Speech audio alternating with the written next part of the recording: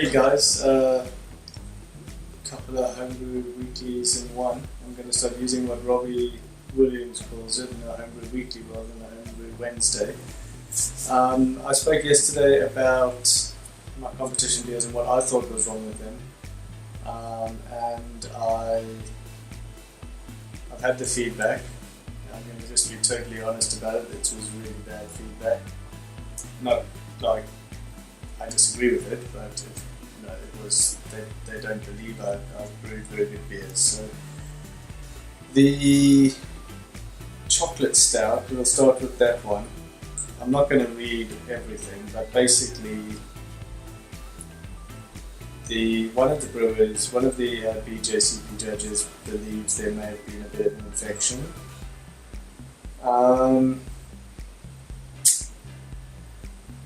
4 out of 12 for aroma. They basically reckon there was a lot of esters, and they believe it was infected. So I'm going to have a little taste now without my rose tinted glasses on. The other judge's overall impression was something along the lines of this beer has a number of flaws, and it's hard to determine the taste behind these flaws. So yeah, I bottled them out the Cape, both of them, so I never expected to excel too much with head retention, but I have been struggling with head retention of late. I'll just pour a little bit in here and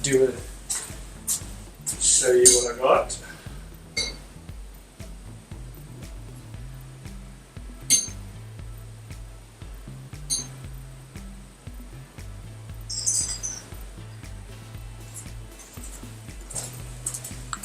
Okay, well, I've got a lot of head.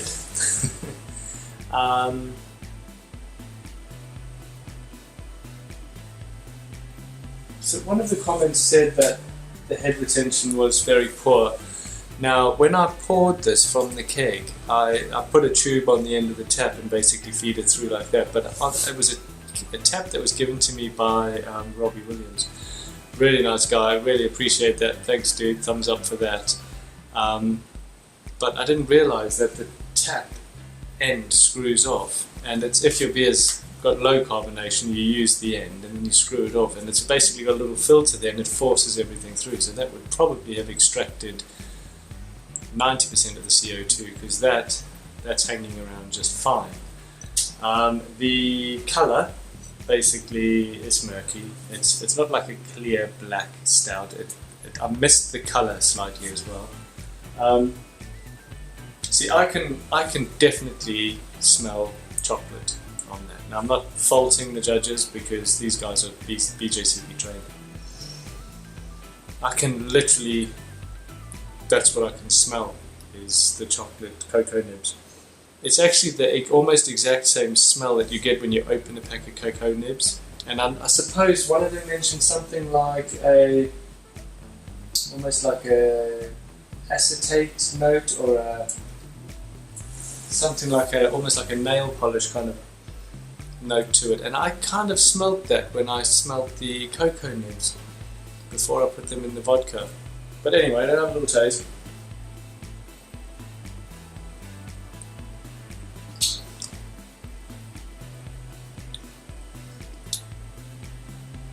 I don't know. I still quite like that one. I still think. I mean, I think my biggest problem with this one, or with both of my beers actually, was that I rushed them. So I entered the competition and then I brewed the beers. I think there's a lesson in that you should brew good beer. When you get the ones that really stand out for you, bottle a couple of them and just leave them off to one side. When a competition comes up, you send the bottle in. And I think that way there's not a rush, okay? And that will lead on to the next beer. So with this one, I got 1 out of 3 for appearance. Probably because there was no head retention, but if you look at that, I mean, that's not going anywhere. Probably because it wasn't clear.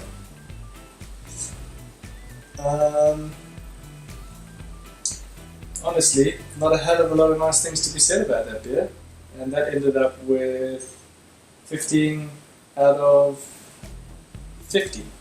So hopefully it'll get better with age. If not, I'll probably bottle it, keep it away till Christmas, and see if it's got better. If not, down the sink. I would hate to, because I don't throw beer away. So yeah.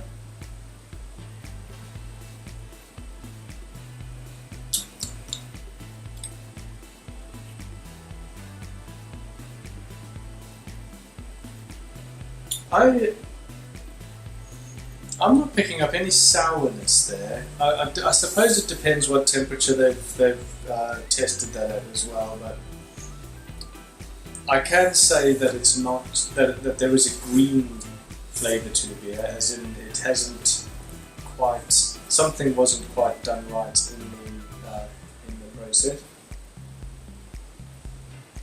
But I wouldn't chuck away a pint of that just yet. I would give it some time to age, and perhaps maybe I could have given it some more time on the yeast cake, something like that. Just give me a second while I empty the crap out of this glass.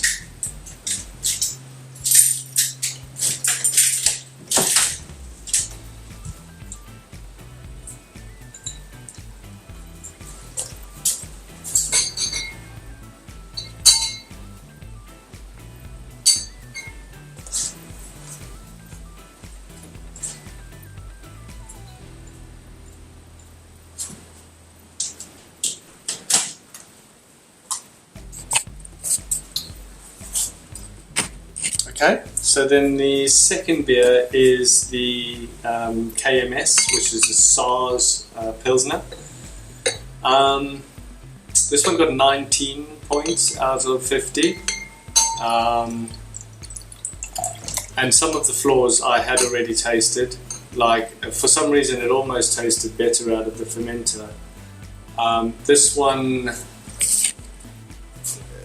had an issue with clarity. Not sure if you can see that. It's not too bad, but there is a slight haze there. Let me get the results up here. So I found what I entered this competition for is to get some proper judges' comments. And I said to myself I would, especially with these two beers, I had my high hopes, and then as it got closer and closer to the competition, I just thought, I'm not sure if they were ready. This one, the most prominent word all the way through this beer is acetaldehyde.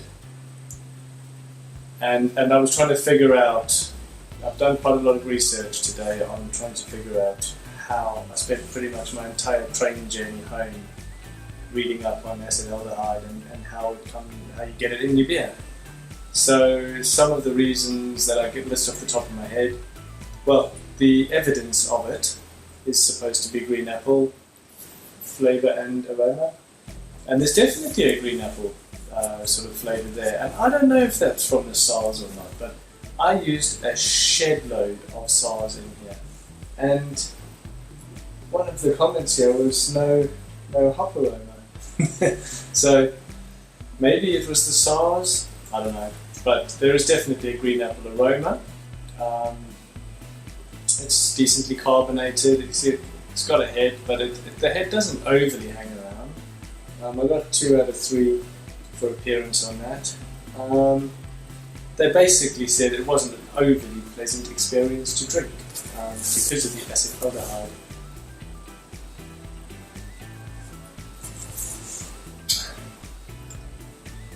And as soon as I add that information, I can taste it, I can detect it. And it's a beer, you can taste it like there's something. When you taste a beer in a pub, and you go, I'm not sure, can you just check that for me, or is it the end of the barrel, or I don't know. So just a lingering bit of a flavour there, and it might be the green apple, or whatever it is.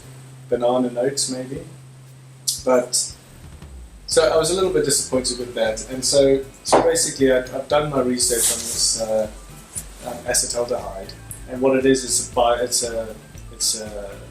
if oxygen gets into beer, the alcohol can change its molecular configuration and turn into acetaldehyde.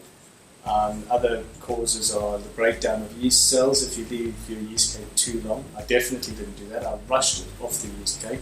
Another reason. So basically, once your initial fermentation is complete, the yeast still then feeds on the next best thing, which in this case would be the acetaldehyde, etc. Then convert that properly to alcohol. I rushed it. I overpitched. Fermentation was complete, but it was in the fermenter for a week, maybe 9 days, and it was in a cake. So the rule there, especially with a lager or something like that, which this was, it was a Pilsner lager.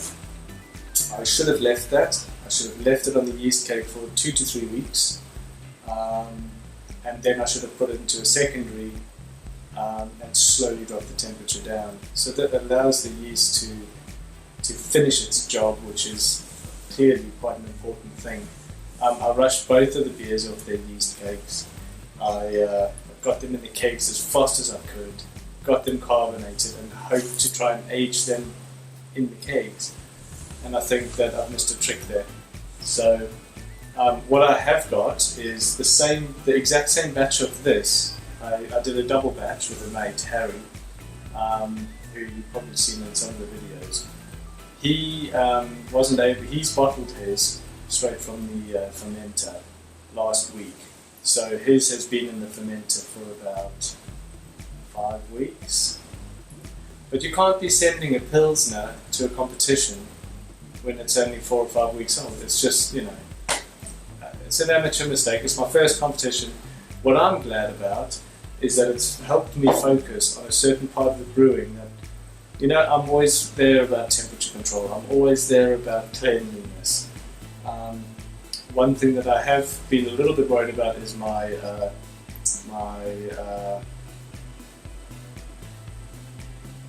auto siphon. I'm struggling to keep it clean on the inside of the inner pipe of the auto siphon, so where the inner pipe where the actual wort comes out. So I'm going to try and figure out a way to do that. I've seen someone on YouTube does it with they drop a little weight through with some fishing line, and then right on the far end they pull through like a cloth after soaking it in HBW or something. So I'll try that. Look, the best score I got was 20 out of 50, and the problem here is that there were significant flaws in the beer.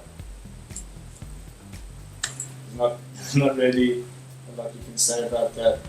I'm not entirely sure why I got not to style as a mark down, because I brewed to the style, but perhaps it was not to the style flavor or something like that. But yeah, I'm just hoping it's not an infection in some of my equipment, like in the auto siphon or something like that, because that would really be a problem for me, trying to figure out where it is, because cleanliness is probably one of my key mottos. But yeah, so I think what I'm going to do to remedy this, I'm going to slightly lengthen my boil to ensure I don't have any DNS. I'm going to lengthen my fermentation primary in the primary because normally I'm about 8 to 10 days. I'll do that for 2 to 3 weeks. And then my transfer to the keg or bottling, I'm going to ensure that my auto siphons also, it sucks in air for the first sort of few seconds while, as it starts creating the suction down into the keg, it sucks loads of air bubbles through until I if I squeeze it really tight, let it fill the tube with beer, then it doesn't draw any more air, or it doesn't appear to. I might just need to get a new auto siphon, but I can't say I'm not disappointed with the results. but I can't say that I don't agree with the results, because there are flaws in both the beers. This is a competition with 500 odd entries. You don't enter a beer. I think next time what I might do, because you only have to pay for your entry sort of about 3 weeks before the actual competition. If I know my beer's not ready, I might just pull out rather than enter. Just pull out early, because some people have to do that. So yeah, look, I'm going to keep drinking this, because although I can taste the green apple flavours, it's not offensive to me. It's not an offensive flavoured beer to me, so I will keep drinking it. What I might do is bottle off 10 or 15 bottles and get them back in the warm, and see if a little bit more warm condition we might just turn them, and give them that last finish that they need. There's a possibility there's a bit of yeast still in there, but that, to me, it's really cleared up since the competition closed. But again, the biggest lesson I've learned here is I'm rushing a little bit. I had an issue where I was down to like 1 keg, and I was trying to fill kegs, I was trying to brew for the competition, rush things a little bit, perhaps take a step back, find one of my recipes that I know I do well, because I practically do a new recipe every time I brew. Find a recipe I know I do well, and do a double batch of that. Have loads of wort, have loads of beer, not necessarily in the keezer, but in a keg, under pressure, that's had a long time to get ready and not been rushed. So yeah, that's pretty much all I have for tonight, guys. I just wanted to let you know that I've had a pretty shitty bit of feedback here, but it's my own faults in my brewing, and it's not things I normally do. I don't normally rush brewing, but recently we're just trying to fill up kegs, trying to get competition ready, and I paid for it with a bad result. The good things I'm going to take out of this are that I'm learning more about the causes of acetaldehyde, and I'm looking at tightening up that part of my brewing. So anyway, you guys keep brewing, and I'll catch you on the next one. Cheers.